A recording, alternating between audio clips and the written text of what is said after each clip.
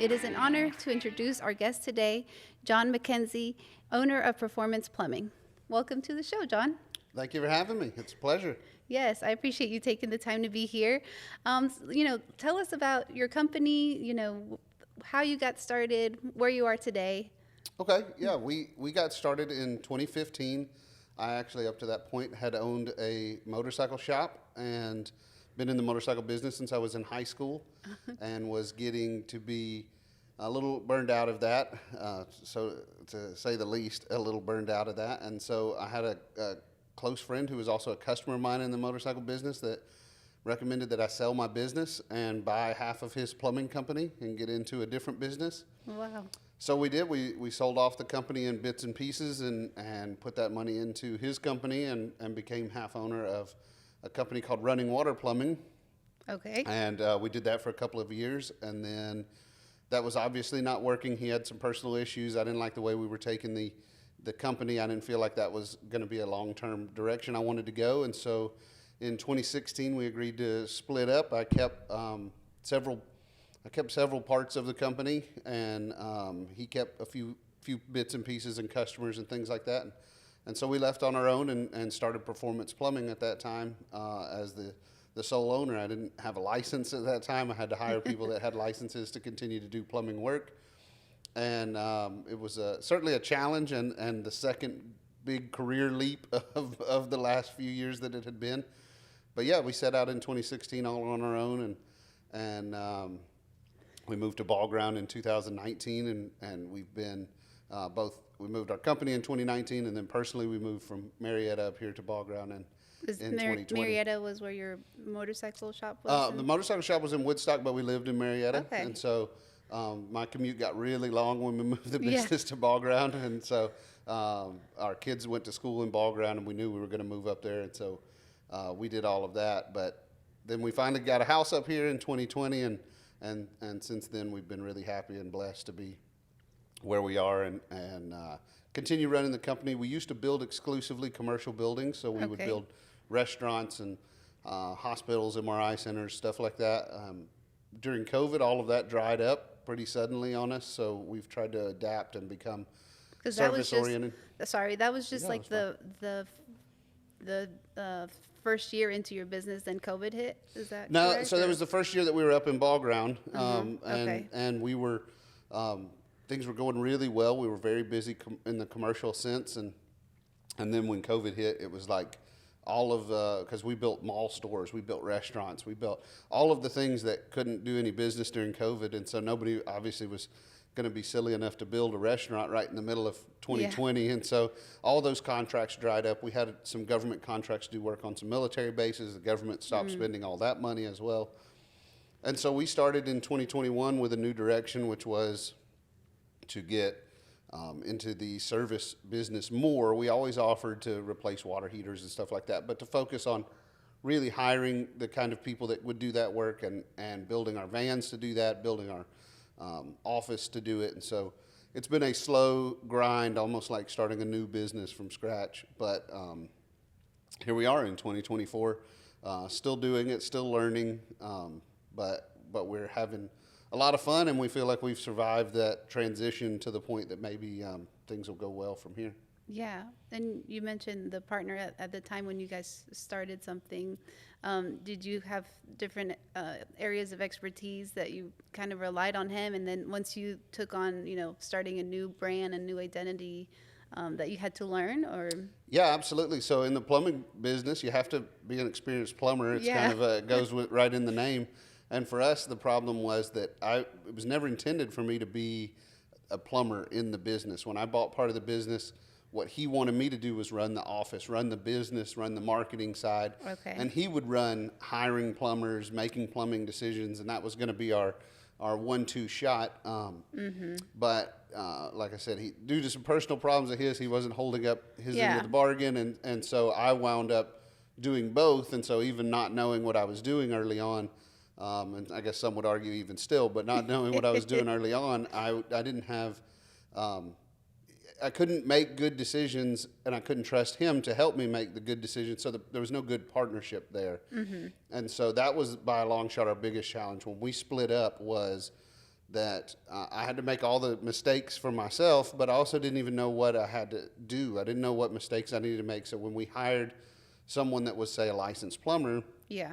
I had to take his word for it. And so now I'm the boss, I'm the guy writing the checks, but I can't make decisions. I have to let someone who works for me make those decisions, or at least work with me on solving some of those problems. So that was a huge challenge, and we spent many years developing those skills. And then, of course, when I did become licensed, I had more experience, I had more time under my belt. I was able to make some of those decisions myself. But we still learn a lot. We still put a lot of trust in our employees. It's just that we've seen enough to make the decisions and know when someone's doing right, doing wrong. And so it really does help us there. But the unfortunate thing was that, so we quit being business partners. He was still kind of a confidant. He was still one of my close friends. Yeah. We just couldn't make a business work together. And so I would still lean on him for advice here and there. What would you do in this situation? What would you do in that situation? But he passed away in 2016, and so that was the real final cutoff of. Gosh, I'm Now sorry. you can't. It's these things do happen, but Yeah. it became a real lightning rod moment to say, like, now there's no one to ask. Like, this is the guy that got you into plumbing, Yeah. and now he's not there to answer your questions. So it was a big gut check moment for us as a business to say, do we give up here? This is as good a time as any. Nobody would judge us if we said that's it. We tried, it worked, but it didn't work for us long term. But we stuck it out, and we learned how to do it, and I think we're better people for it. So. Yeah. So now, 2024, you've been in business, performance plumbing. Mm-hmm.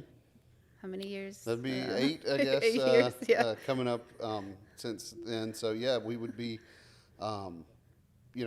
we feel like we overcame it, and we've been happy with that. And we've tried some new things that are different in the industry, the way that we do service calls. We don't charge any service call fee, so we send people to a call. Our techs will come out completely obligation free, completely. There's no hassle. There's no nothing. We come out. We'll take a look. We give you a quote. If you don't like the price, then we just go. If you don't believe in it, that if we haven't sold you on the idea of the work that we do, then we don't want you to pay anything. Whereas other companies would charge a $49, $69, $99 fee just to come out and take a look at it. We have kind of turned that on its ear and done it a little differently. And so things like that we can do different because we don't come from like a third generation of plumbing background where we do it just like Dad did, or we do it just like the guy that taught me to plumb did it, because there's a lot of ways that I was community taught by a number of different people instead of one, and so we can have some unique ideas without feeling like we're breaking somebody's mold. Yeah. Going back to how when you were starting, you hired, someone that was licensed, and then you became licensed yourself. What were some of the main struggles and things that you learned in your first few years of business? Yeah, so particularly in the commercial building business, everything's different. There's so many different codes. Everything's built differently. What might work in a restaurant isn't allowed in a hospital. That's not allowed in a mall store. That's not allowed in an apartment building. There's all these different rules, and you can read a code book and you can memorize the codes, but learning every single aspect of when it's okay, when it's not okay, in addition to building relationships with inspectors. We did a lot of work in Atlanta. You finally get to know each inspector individually, the things that he's really a stickler for or not a stickler for. You develop a relationship to explain to them what your line of thinking is so that you can get inspections passed and stuff like that. And there's just a ton of that to soak up in a very short period of time, because these projects roll very quickly. And so when you do work, they want it to pass inspection. They want to move on to the next line. And the same is true, obviously, with our service work, that if a customer has us in their house, they want us to get the job done and get out of their house as much as they may like us. And I think our customers really do. They want to move on with their day and have their new hot water heater or their new faucet or whatever done. And so we want to work to do that, but it's an awful lot to learn. There's you can know a lot about the industry and then be surprised on a really regular basis. So it was a big learning curve for a long time. It's slowed down a little now. We still learn a lot every day, but it's slowed down from being literally every job we took was figuring it out and learning how to do it before we could even do it. So in a sense, you feel like residential's a little bit easier then because you don't have all of those? Yeah, for the most part, I would say it's easier. Yeah, you're not going to face that many challenges. Most houses are built to similar specifications and similar rules and regulations, and realistically, they're just a more relaxed build because the plumbers make a lot more decisions on a house build. You're just going to be told like, oh, there's a bathroom here, and you kind of just put it in how you can put it in as far as the piping goes. In commercial, that's not it. They'll tell you exactly where they want the pipe, and that's where it will be, or you'll have to be tearing it out and redoing it. So it's a different mentality altogether, and it takes a different kind of person. We've had to learn not to hire certain people for certain tasks. If we want somebody to do commercial builds, that is probably not going to be a guy that's done service work his whole life. It's not going to be who's really good at that, because it's a different mentality as well. Do you invest in like employee training now? Like, what is your system to hire? Yeah, so hiring is obviously a big challenge for everybody in a number of fields, but particularly the skilled trades are having a problem in that field. So that would be electrical, HVAC, and mechanical/plumbing.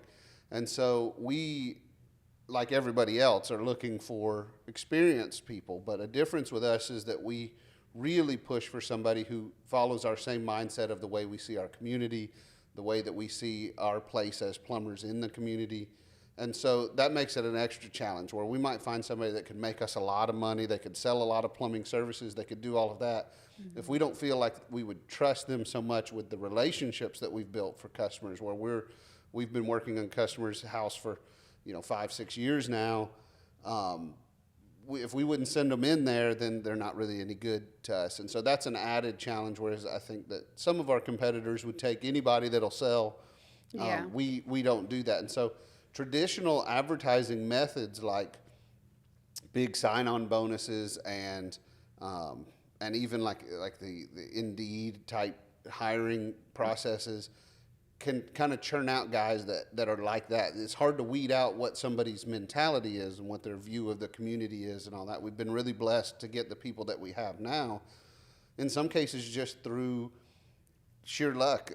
Just they were looking for a job, they came in, asked for a job, we sat down, talked, come to find out we share very similar values in the way that we believe that we belong in the community, and then we're able to get them on board.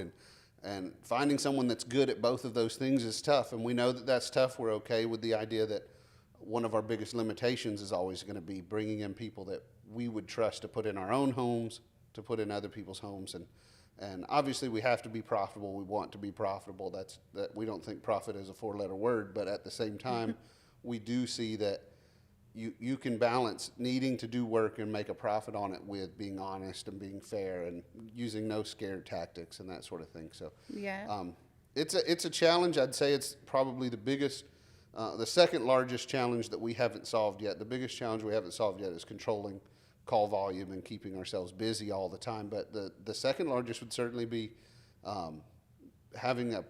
creating a pipeline, so to speak, of employees and how to bring in new people and get them. So we do focus a lot on the training of the people that we have. We want to make sure they're seeing new things. If they get stuck in the mundane of doing the same old thing over and over, first they'll get bored, and we don't want that. And second, they're not learning anything if you're doing the same thing over and over. So we want to make sure that we're sending them off to training that manufacturers offer. So for instance, we install Navien water heaters, tankless water heaters, and every time Navien comes in town, I go, even though I'm certified to the maximum limit Navien has, I always go to the training just to refresh myself. My guys are building up to being top level certified with them as well. We do the same with Rheem, which is the tank water heaters that we put in. We work closely with our suppliers so that we know that those trainings are coming up and we want to book them. We also do in-house training where we will discuss what maybe I saw in the field yesterday versus what one of my guys saw. And so we'll talk about, well, if you saw that, what would you do? How would you handle that? And we're also training up an apprentice, so we make sure to include him in that so that he's seeing more than just what he puts his hands on. He's getting the experiences of. So it's a tough battle to keep people trained and keep them busy out in the field. Yeah. You got to make that time for sure. Yeah, you need to have like a balance of the two. Do you feel like it takes a certain personality type to do the work, like you Yeah, mentioned. for sure. Particularly for service plumbing, it takes a certain person to go into someone's house and say, you need this work, you need this, and have both the confidence to say it, and the customer understand that you mean it, that you're not playing a game with them or anything like that. And also having the willingness to tell someone that, this thing that you did or maybe your husband did or whatever, that's not right. It can't be that way. We have to change it and say it in a way that isn't condescending or mean, because we're not judgmental about it, but we do want to fix the problem and we want to fix it. And so certainly personality types are different. You can get away with some of that in the commercial builds. There's not as much personality worry. You can have two guys or very different people that'll build just as good as long as they know the rules. That's just not the case in the service industry. When you're going into someone's house that they live there, everything has to be handled with a certain amount of gentle push to what it needs to be. So we certainly want to find people like that. Yeah, I mean, investing in your people is like an investment in your company's future, right? Like, Absolutely. you can't just have anybody out there. You want to know that they're qualified and trained. So that's awesome that even though you are to the max of your training, like you'll go out there with your guys and do the training again. That speaks a lot about you. What do you feel like are some common like misconceptions that people have about plumbing? Well, I think that a misconception that people have about plumbing companies is that every plumbing company is, if they've been burned by somebody, they envision that every plumber is the same way. Every company is going to be the same way. And so, for instance, in our industry, there is some tactics like people will say there's a no service call like we offer, except they only apply the no service call if you approve the repairs. So they maybe have called somebody that said no service call, and then they quoted them a high quote, and then they said, well, I don't want to do that quote. And then it's like, well, now you owe us a $159 service call. Well, if you get burned by that, then the next guy that tells you, well, we have no service call, you think, yeah, sure, you don't have any service call. I've been there, and so there's a level of distrust among some people. We're fortunate in our location in Ball Ground that it's a small enough community, word travels fast. You get introduced to people. We're at all the fall festivals, and we've got a float in the parade, and we've got that. People start to come to understand that they can just march right down there to my office and confront me if we've done something wrong. And so we don't, and that doesn't happen, but it could. And so people know that I know where to find be out you. there. Exactly. Yeah, I wouldn't be out here I wouldn't be out here taking advantage of you and living right here in your community. Not if I like not being beat up in public or something. So, so that's about the plumbing industry. There's an awful lot of distrust that's been built, and a lot of that was pretty well earned by the other plumbers that created it. There's so many in the plumbing business, so to speak, that doesn't have anything to do with like the business side of plumbing, but the actual plumbing, how the plumbing works, that we wouldn't go into those. There would be too many of them, but. Do you feel like there is a lot of competition in the area or in the field? Yeah, competition is strong, and that can be a really good thing. Strong competition keeps us all finding a way to edge out, which means the customer gets a better product, because to be competitive, we want the best trained guys. Well, so does the guy down the street, and so he's training too, and so we both get better plumbers for it, and so the customer's going to have a better plumber. Obviously, it helps control rates in the market and stuff like that. Keeps people from running away with, you get one guy in an area, you just never know where he's going to go with it. But another good thing to see is that during COVID, a lot of guys noticed that, for instance, if they had a plumbing license, they were working for someone else. They're like, well, I could just start working for myself. And so there was a lot of really small one-man operations that kind of came out of that. And some of them have survived and others haven't. But I think that's good for the industry. It creates a middleman, because we're not always the cheapest on anything that we do. We really strive to do the best work that we can do. Sometimes that means we have to use expensive equipment. Sometimes it means we have to use knowledge that was expensive to get, which means we have to charge a lot for using it, or it takes a lot of time. And so it gives customers an option that is maybe not the Rolls-Royce service that we like to provide. They can have an option to, here's somebody who can do it for cheaper. He might not have the insurance that we have or the experience that we have, but he can get you by until, if you can't afford to pay me, it's not a very good deal for you, even if you wanted to do it. And so while we have a lot of financing that we can make available, and we have a lot of other ways we can try to make things work for somebody who's having trouble paying for it. We understand that having options that are less expensive for the customer is not bad for the business. Well, it might be bad for our business. It's not bad for the plumbing business. Yeah. I mean, I think it's like that for a lot of things, right? Yeah, absolutely. Yeah, I don't recall any other industries I saw where I really felt like, maybe I'm not in tune to the other industries the way I am plumbing, but that there was so much an influx of that one man show kind of being created, like we saw during COVID. That was kind of,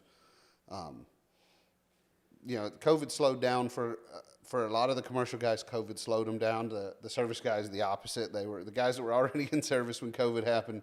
Went booming because everybody's locked in their house and everybody's clogging toilets and wanted to remodel basements and do all that. But for those of us who were in commercial heavy at that time, it was the opposite effect. We were slow and looking to get into the service side. So kind of along the side of those individual guys was us trying to push into a new era. And so like I said, it's okay for the industry. I'm all right with new people. I think if you do a good job and you treat people right, then you don't have to worry about competition. We don't badmouth our competition. We have good relationships. We send, if we're too busy, if somebody calls and we happen to be a week behind on something that can't wait a week, we'd be happy to send them to one of our competitors and give them their contact information and hope that they could get it fixed faster than that. And so we have that back and forth with a number of other local plumbing companies. Yeah, it's good to have resources because you can't also service everybody. Like, let's say you get so busy, And sometimes it'll be, we'll get a call from another plumbing company that says, we don't want to go to this area. We only want to stay in this area. Do you go to this area? Yeah, we go to that area. All right, let me give you this guy's information. And we can do that. There's how many million homes here in Cherokee County and only so many plumbing companies. There's enough work for everybody to do it as long as we're all being fair and friendly. So, is there a type of like ideal customer or project that you guys, would come to mind? We try not to get into that just because... I mean, every situation is different. Well, every situation is different, but it also doesn't push us forward. If we do, if for instance, obviously our marketing companies always want to know what's that job you just want to do, and it's like, well, we could push into say replacing water lines, which is a common line that we do, replacing water main. That is, it's a very common job. It's certainly profitable to do and requires a little less training than maybe something like a technical, like a tankless water heater install. But we don't want to do water lines all day, every day. That wouldn't, even though we'd make a profit doing it, it's not the goal of our company. And so it's very hard to say like, oh, these are jobs we want, because we want all of the jobs. We want all the different types of things. We want to be challenged. We want to be specialists. And of course you can't be specialists in 1,000 things, but if we could be specialists in 500, we'd take that. And so that's kind of what we're going for, is just, we want to continue to grow. We don't want to get a guy that's on a truck that's really good at one thing, and so that's all we give him, because he won't grow as a person. He'll get bored. He won't grow as a professional either. And so, we always want to push for a number of different things. So, fast forward now, you've been in business like 8 years. How do you delegate? Because you're a family man. We were talking before this, like you have a farm that's so cool, like, taking care of animals, that's a lot. How do you delegate, tasks now and manage your time to focus on? Well, I think the only correct answer to that is terribly. But, it has taken me a long time to try to learn. I won't say that I've learned it by any means, but to try to learn to trust the judgment of others, to let other people... there is a number of people in my life that see my vision for the company, that understand my vision. Our employees all are on board with what we try to do in the community, as well as people that aren't employees that just kind of support the work that we do. And so trusting those people in the situation to make a good decision is very hard for me. Delegating has always been a challenge for me. And so as we've learned to do more of that, in some cases, we chose to outsource to people that things that we thought, we can do just as good as they can do. And it's like, well, that's their specialty. It doesn't matter if we could do it. We don't need to spend our time doing it. Let them spend their time. So we're learning more of that and just letting people represent our company in their own unique way, from people that are answering the phones to people that are going to networking events to our techs to myself. Everybody needs to have their own unique perspective on what our company means and how our company looks in the market without being exactly what I would do or exactly what I would say or exactly how I would represent myself. So I don't think you'd have any trouble getting any of my employees, particularly not my wife, to say that I don't do a very good job of that. But that's the goal. That's what I'm trying to do, is learn to just trust that those people are making their own decision that's different than mine, but it's with my same goals in mind. Yeah, I mean, we're all in a journey, and like we're 8 years in. But fast forward, we could be talking 8 years from now and be like, "Oh, what did you learn Yeah, back then?" absolutely. It's like, I like that you're like honest. Yeah, well, the benefit of it being a journey is we don't know where on the journey we are. I don't know if I'm halfway through the plumbing journey or if I'm at the Right. beginning or I could be at the end. A year from now, we could be talking and this business either failed or we sold it or whatever. I can't predict the future. And so not knowing, if I'm at the end, then I've done a pretty bad job of it thus far. But if we're in the middle, we're in good shape. And if we're at the beginning, we're off to the races. So, Yes. yeah, our journey, depending on our journey length, it depends on, how good we're doing thus far.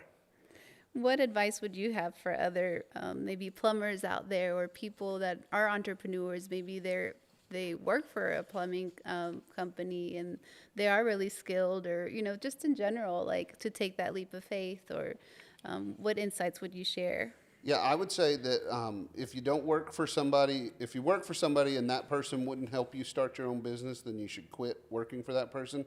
I think that we need, as plumbing business owners, we need to be supportive of the people that were like us. I mean, I didn't come up through the plumbing industry in the traditional way, Right. but I certainly got into business ownership in the traditional way, that I voiced to people that I worked for that I wanted to start a business, particularly the motorcycle business, and got advice from them and things like that. You can't climb a ladder and pull it up with you and everybody else fend for themselves. I want younger people and people that are just younger in experience and then to be willing to come to us. And so I would say the first side is to make sure that you're surrounding yourself with people that are okay with the idea that you may one day be competition. You'll be friendly competition, just like the other competition that's out there.